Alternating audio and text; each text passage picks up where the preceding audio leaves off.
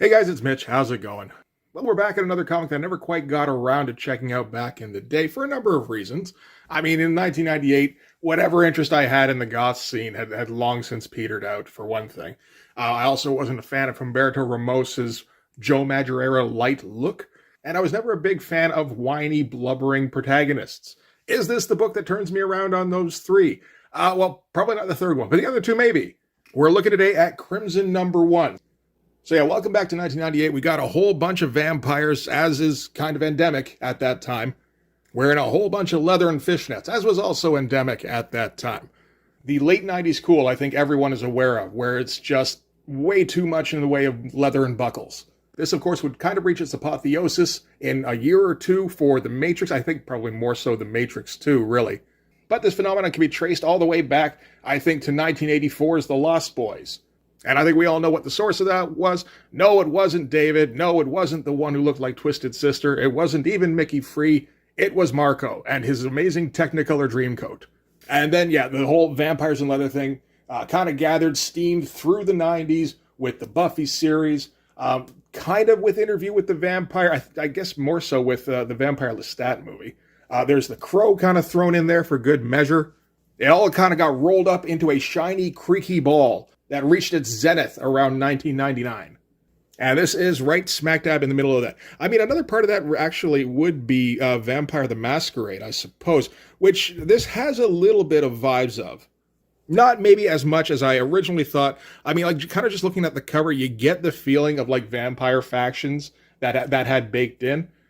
But I mean, yeah, we look at the cover here. We get our, what I'm going to say are some pretty good character designs, although we are sticking with some pretty crazy BDSM outfits for a good percentage of our characters anyway. But like, just looking at the cover here, everybody's pretty well differentiated, and they all seem to have kind of their own personality. The proportions get a little bit crazy on some, particularly on the cowboy guy here, with his like tumorous elbow and his complete lack of an ass. There's some interesting choices being made here, but this is an interesting time with Humberto Ramos. The only other stuff I knew about him before this was when he was drawing X-Men, and he was just copying Joe Madureira flat out. Here he seems to be kind of moving away from Joe Madureira and more towards Jason Pearson, with maybe like a dash of J. Scott Campbell thrown in with a couple of these characters. But as far as a cover goes, this is fine for just showing, hey, look, we've got a bunch of weird, sexy vampire characters drawn in a style that's pretty popular at the time. That whole, it has a very cliffhanger feel, and Crimson would eventually become, well, I mean, it's a cliffhanger book right now. What do you know?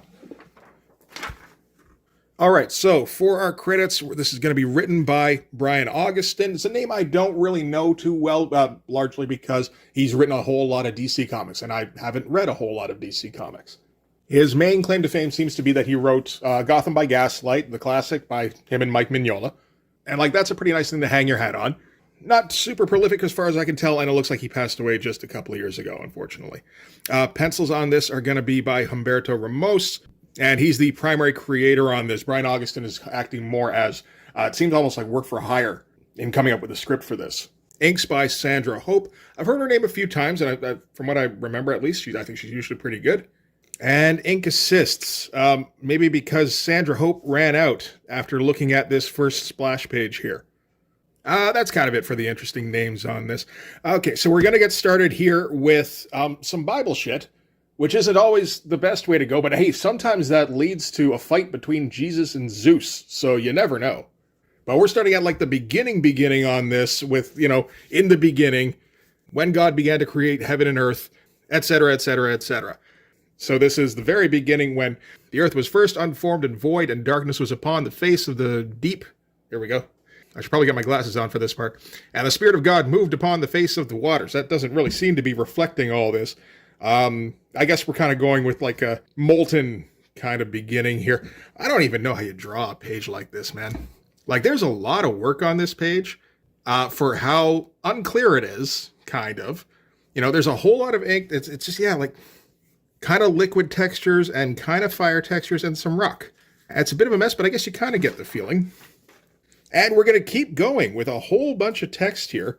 This is the opening lore dump, which isn't always the strongest way to go, But if you make it through this, then, at least you've got kind of a foundation to go through for the rest of the series, really, I guess. So yeah, anyway, slowly building the earth, adding the water, adding the land, adding the dragon people, as is tradition. And then starting to add animals in here. First the animals of, I guess, the water, and then of the land. And then bringing in the first people, but these are like the first draft people, which are called the Grigori, which I think don't have souls or something like, yeah, that's it. And refuse to worship God. And God's like, damn, fucked it up. And the leader of the Grigori people was Lilith. So later on, when God kind of threw his second shot at creating people, he creates Adam and Eve. And they're the ones he kind of bestows his favor upon, which makes Lilith all bitter and jealous and shit. And these are the people who are going to be the ancestors of the vampires. Then we get the war in heaven with the angels and everything. We get the fall of Lucifer. And Lucifer gets struck down. But we get some fun stuff here with the actual war in heaven. A whole bunch of angel characters. I think having their war with the dragon people, because they're the dragon people are like the protectors of the earth or something. They're not really going to show up again in this particular issue, but I imagine they'll show up in some form or another later on in the series. There's not much point in introducing dragon people and then going, yeah, okay, so you don't need to ever know about them again. And we are still dragging this out. This is a bit of a tough sell, like for a cliffhanger book in 1998. Well, I guess like Soul Saga's around this time as well. They kind of did similar stuff, kind of equally, not quite successfully. I would say we're getting like visuals that are kind of on a par with Stephen Platt on Soul Saga. Now, if we recall, I wasn't super pumped about Stephen Platt's art on Soul Saga because I thought he'd left like intensity by the wayside. Humberto Ramos at least is bringing some intensity. He's not really able to get super imaginative with his layouts or with his page panel designs, whichever, because he's got to make room for all these fucking text boxes. All right, I'm breaking out the glasses now because I don't remember where we are in the story. Okay, so the war in heaven, obviously that fails for Lucifer, so he kind of goes to his plan B, which is to pit the Grigori against the dragon people, who are the Chalkidri. And God eventually kind of, steps in the middle of that, ends that war. The Chalkidri had been vastly diminished. I guess the Grigori were doing reasonably okay. Humankind was given to freely roam over the whole earth, and God transformed Eden into a desert, and in the center of this, God placed the Tree of Life. The remaining Grigori and many of the Chalkidri were bound by God to remain there and maintain the tree until such time as they might redeem themselves in God's sight. A Grigori who would one day call himself Echimus survived and escaped. That's a name we're going to need to know for later on in the issue.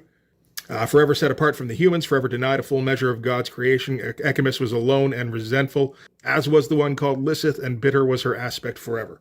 And these two are going to be essentially the sires of the vampire lineage. The text, at least, is reasonably well written. It's at least somewhat interesting.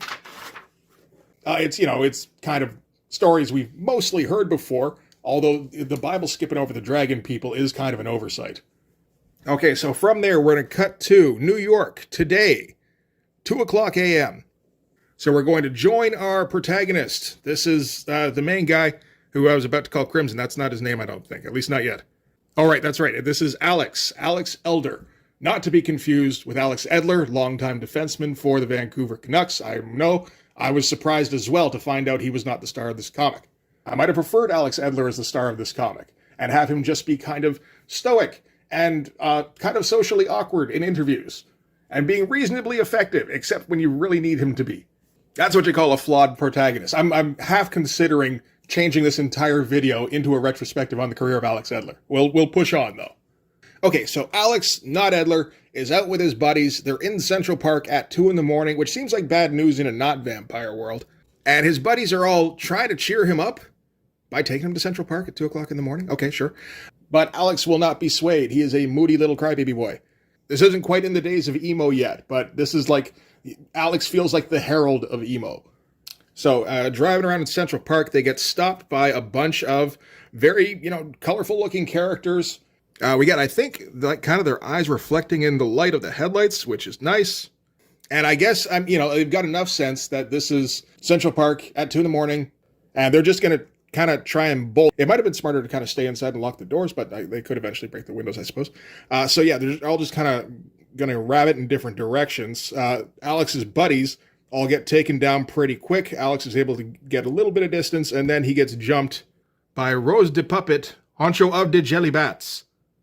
I'm not sure what that means, but I dig this page quite a bit. This seems to be ascribing to the anchor image sort of method of producing pages, which we're going to see a little bit of over the course of the issue, and I like it quite a bit. Get a giant image of our hero here getting jumped by a big scary vampire with the giant teeth. Giant teeth are going to make a whole lot of appearances in this book. Low angle, tilted, and they're kind of twisted up here. That looks pretty good, and pop them right out over multiple panels. That's a great looking page.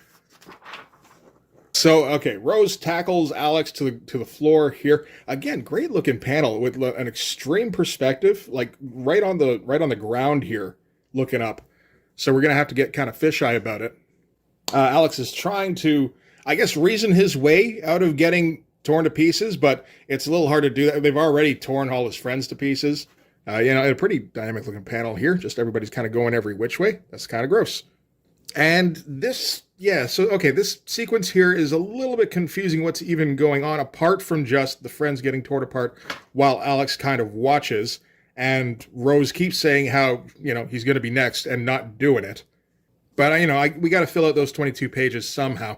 Everything looks pretty great, except the only thing, the giant eyes, I'm not a fan at all. And Roberto Ramos loves him some giant eyes, where the iris takes up like 80% of the eye, or the visible part of the eye anyway.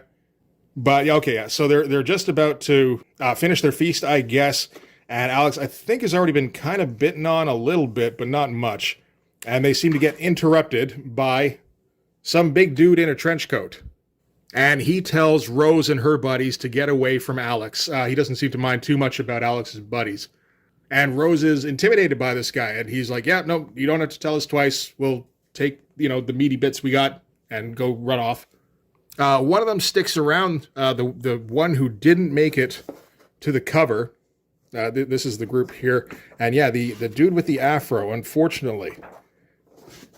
We were kind of forewarned that he wasn't going to be making it too far in this. He kind of sticks around against the trenchcoat guy's wishes. And apparently stuck around too long because some vampire hunter lady comes up behind him and, probably kills him anyway. So we're already starting to kind of delineate factions, at least a little bit. I don't know how much there is in the way of factions within, like, the vampires. So I think that early feeling of Vampire the Masquerade was maybe a bit of wishful thinking. I don't think this is going to get too deep, really. Although, the Crimson series, it isn't too long, really. I think the total is 24 issues. But it seems to have been at least a fan favorite among a fair amount of people. It had kind of that cliffhanger thing where it has some kind of, lofty pretensions at story that seem more than a little influenced by Squaresoft. And the many lapses they have in that are kind of wallpapered over with probably some pretty good art and way too much computer junk in terms of the coloring. We haven't had too much of the color taken over this one, at least. By the time we got to Soul Saga, it was like the point of the comic was, hey, look how cool Liquid Graphics is. Okay, so now we're going to get a flashback sequence, although we don't really know that yet. I think that's what these little sticks for the panel borders means. And it just shows that our main guy, Alex, he's a whiny little brat in his home life, as well as hanging out with his friends. His grade's been slipping, and he's had attitude problems. And then he goes and says freaking in front of his dad, and that's just too much. So his dad forbids him from going out, which means Alex, of course, has to go out now and will never return. And he's got his little sister here who seems to be the one person in his family who he gets along with. And I think that's going to come back. Okay, so yeah, Alex ran away, went to join his buddies in their car, was joined by the girl here. She doesn't come up again in this issue, but again, I think she'll come up later in the story. This is Julie and her, again, gigantic friggin' irises. I hate this look. And Alex mopes to her about his parents and about how awful his life is. And then he sheds a tear because that's kind of his thing that he does. In all of the advertising I remember about Crimson, Alex is always crying. And I don't know why. Part of it is the late 90s thing. It's kind of late stages goth. So it's definitely going to appeal to some people. I guess, again, I was never that much into the goth thing, so it never quite got on with me. All right, so later, Alex wakes up somewhere in the dark, surrounded by dead pigeons, and appears to be on his own at first. Doesn't even appear to have been given any clothes, or his clothes have been taken off.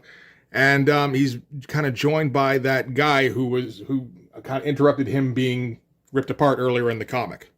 Not sure why he's got to be naked. Maybe it's ritualistic or something. So the guy who saved him introduces himself as Echimus. So he's one of the original Grigori. He's the one who escaped, and he's kind of outside of everything. And one of the progenitors of vampires, if not the progenitor of vampires.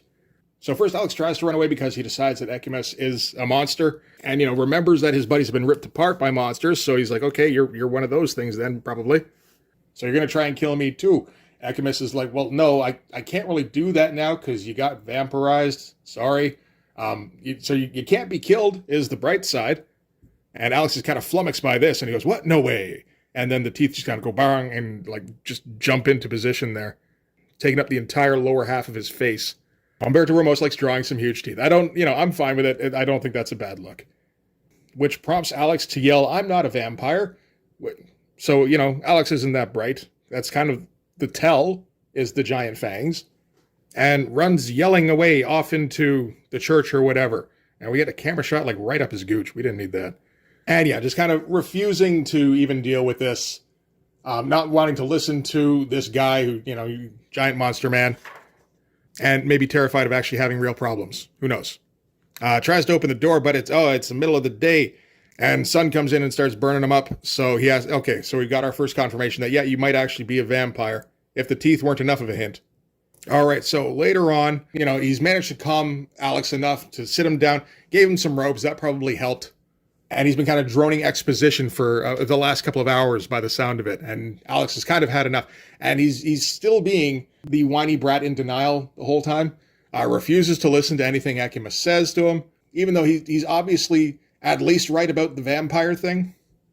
Keeps insisting he's not a vampire, and swears that he will never drink blood. And Echimus is like, no, you've already been drinking blood, stupid. What do you think those dead pigeons in your cell were? And he's like, fine, I'm not drinking it again then. It's like, oh, you don't want to do that. But before he can really elaborate on why that is, Alex throws a pretty ineffective little punch and gets knocked back, and then bitches about getting hit. So, we're just not supposed to like this character at all, I think, to start with. From what I understand, he does get better, but the first 3 issues of this storyline are largely about him just kind of slowly coming to terms with being a vampire and with trying to get some revenge on the vampires that tore his friends apart. Anyway, at being hit, so he's got to just flat out run away at that point. Get Echimus just kind of sighing in frustration. Get a whole splash page, really low angle. We didn't look up his skirt, so that's a nice change of pace. And a pretty extreme perspective on the Notre Dame Cathedral. Oh no, that's that. Oh no, that's the other cathedral that's in New York. I don't remember that one. But great looking drawing anyway. Okay, runs out back into New York, back to Central Park, and runs into somebody who's going to end up being his vampire buddy. I think this is going to be kind of his sidekick, or he's the sidekick for this character here, Joe. Again, pretty good character design, I think. He's got kind of the facial tattoo stuff going on, or face paint or something like that, so that kind of helps. But yeah, differentiating our characters fairly well, so we're never really wondering which one of the vampires we're talking to, which is a nice touch. And Joe here seems to be kind of happy-go-lucky about the whole vampire thing. Alex, again, has to be a bit of a douche and just be like, I'm not a vampire. And of course, his fangs get super huge every time he says that. But Joe is offering to take Alex under his wing and kind of show him the ropes of what it's like to be a vampire. So, we've got our guide through the early issues here.